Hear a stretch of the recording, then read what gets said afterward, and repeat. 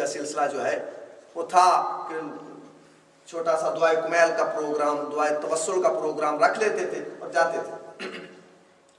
تو ایک بزرگ جو ہے، میں نے ان سے کہا کہ آپ ذرا الحمد تو سنا دیں، کیونکہ الحمد کے بغیر تو نماز ہوتی ہی نہیں۔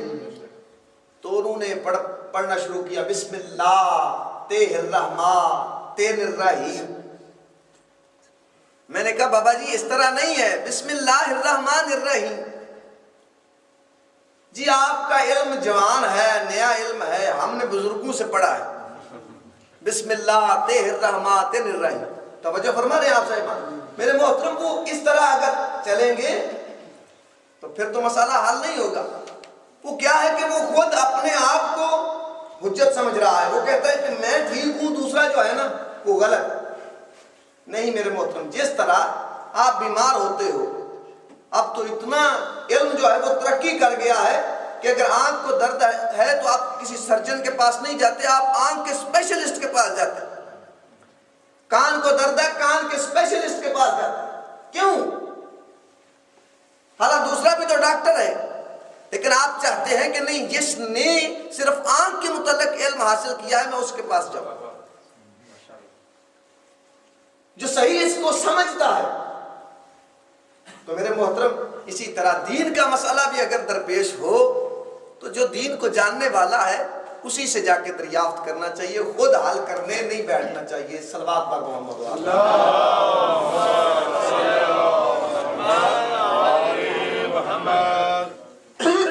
تو بہرحال میرے محترم، یہ بھی محبت ہے، یہ بھی محبت ہے۔ اگر آپ کو محبت ہے آل محمد علیہ السلام کے ساتھ تو پھر آپ کوشش کریں گے کہ میں اس کام کو اسی طرح کروں جس طرح وہ چاہتے ہیں۔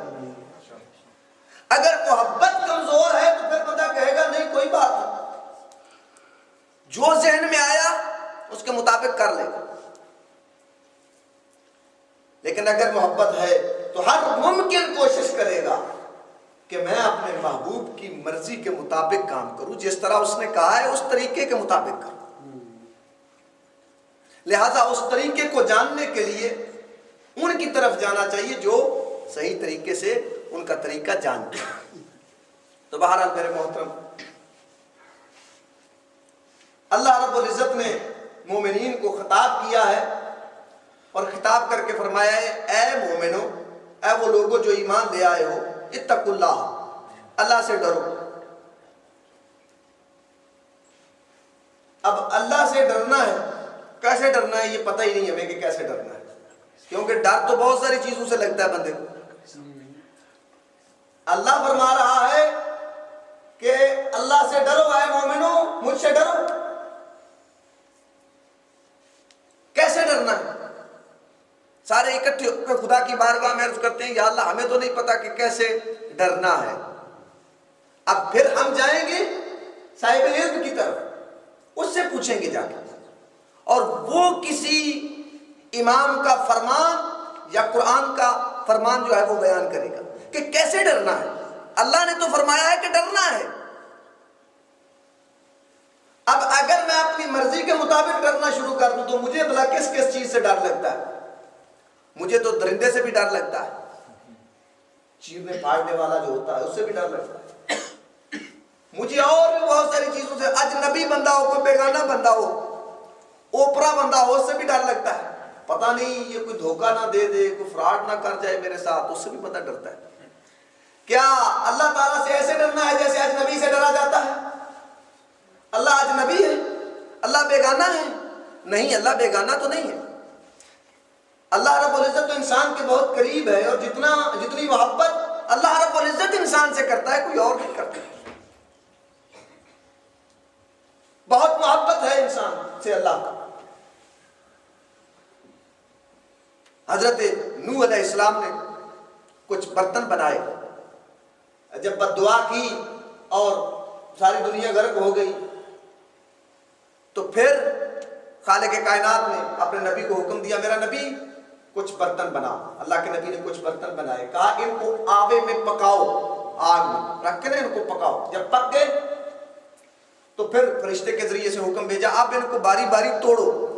ایک کو توڑا، دوسرے کو توڑا، تیسرے کو توڑا، تو کہتے ہیں جبریل خود ہی پر مار کر توڑ دے، میرا حوصلہ نہیں پڑتا کہ میں ان کو توڑوں، میں نے خود بنائے ہیں پکائے ہیں، اب میرا حوصلہ نہیں پڑ رہا کہ میں ان کو توڑوں۔ تو خالق کائنات کی آواز آئی، اے میرا نبی تو مٹی کے بے جان برتن جو ہے وہ توڑنے کے لیے آمادہ نہیں ہو رہا، تو مجھ سے جو تم نے اتنی مخلوق جو ہے جس سے مجھے اتنی محبت تھی، تم نے بد دعا کر کے سب کو غرق کروا دیا۔ میں انتظار کر رہا تھا کہ ہو سکتا ہے کوئی صاحب ایمان ہو جائے، ہو سکتا ہے کوئی مومن ہو جائے۔ تو میرے محترم بزرگوں، بھائیوں، دوستوں، آپ غور فرمائیں کہ خالق کائنات کو کتنی محبت ہے انسان کے ساتھ۔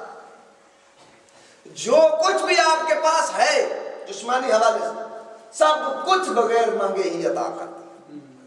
کتنی محبت ہے اس انسان کے ساتھ اللہ تعالیٰ، آنکھیں دیے، کان دیے ہیں، ہاتھ پیر دیے ہیں، سب کچھ دیا ہے، بغیر مانگے دے دیا۔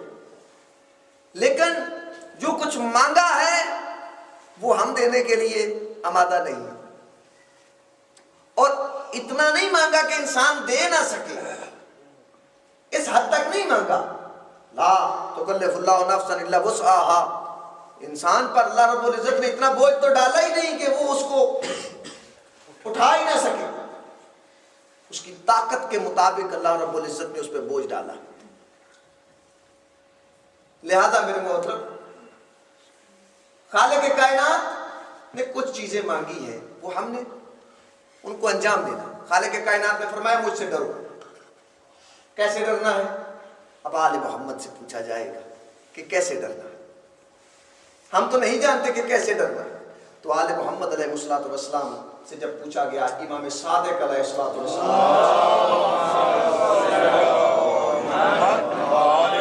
اللہ رب العزت سے کیسے ڈرنا ہے، تو امام علیہ السلام فرماتے ہیں جس طرح ایک شفیق اور مہربان بیٹا اپنے شفیق باپ سے ڈرتا ہے، جس طرح نیک بیٹا اپنے شفیق اور مہربان باپ سے ڈرتا ہے، ایسے اللہ تعالیٰ سے ڈرتا ہے کہ جب باپ جھڑکتا ہے تو بیٹے کو پتا ہوتا ہے کہ میں نے غلطی کی ہے، اور میرا باپ جو مجھے سرزنش کر رہا ہے، جھڑک رہا ہے، تو وہ چاہتا ہے کہ میں سیدھے راستے پہ چلوں، سیدھے راستے پہ آ جاؤں۔ بالکل ایسے ہی خالق کائنات جو ہے وہ اگر کوئی انسان کی زندگی میں کوئی مشکل موقع لے آتا ہے تو وہ انسان کی آزمائش ہوتی ہے، اور اس آزمائش سے گزرنے کے بعد انسان کا رتبہ، اس کا مقام بڑھ جاتا ہے۔ اور میرے محترم، ایسے ہی اللہ رب العزت سے ڈرنا ہے جیسے باپ سے ڈرا جاتا ہے۔ اور جب صحیح معنوں میں خالق کا ڈر آپ کے اندر پیدا ہو گیا تو پھر حکم ہے کونوا مع الصادقین، پھر سچوں کے ساتھ ہو جاؤ، سچوں کے ساتھ ہو جاؤ۔ بعض علماء جو ہیں وہ ڈرا دیتے ہیں، بہت زیادہ ڈرا دیتے ہیں، اور بندہ اتنا ڈر جاتا ہے کہ بندہ کہتا ہے بس میں تو پکا پکا دوزخی ہوں، میں سیدھا دوزخ میں جاؤں گا۔ اور کچھ جو ہے ماشاءاللہ اتنا اس کو بری کر دیتے ہیں سارے اعمال سے، وہ کہتے ہیں اتنا خوش کر دیتے ہیں، اتنا مطمئن کر دیتے ہیں، وہ کہتے ہیں کچھ بھی نہ کر تو ہے ہی جنتی۔ نہیں میرے محترم، امام علیہ السلام سے جب پوچھا گیا تو ہمارے چھٹے امام فرماتے ہیں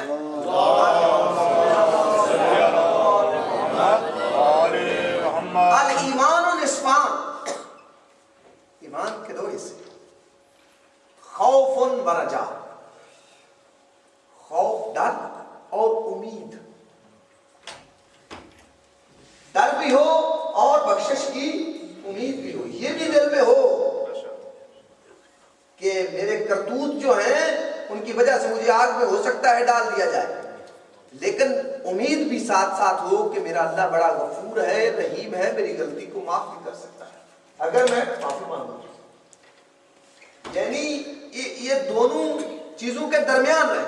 خوف و رجا کا نام ایمان ہے، نہ ہی صرف خوف ایمان ہے اور نہ ہی صرف امید جو ہے وہ ایمان ہے، خوف بھی ہو اور رجا بھی ہو۔ جب آپ کے اندر یہ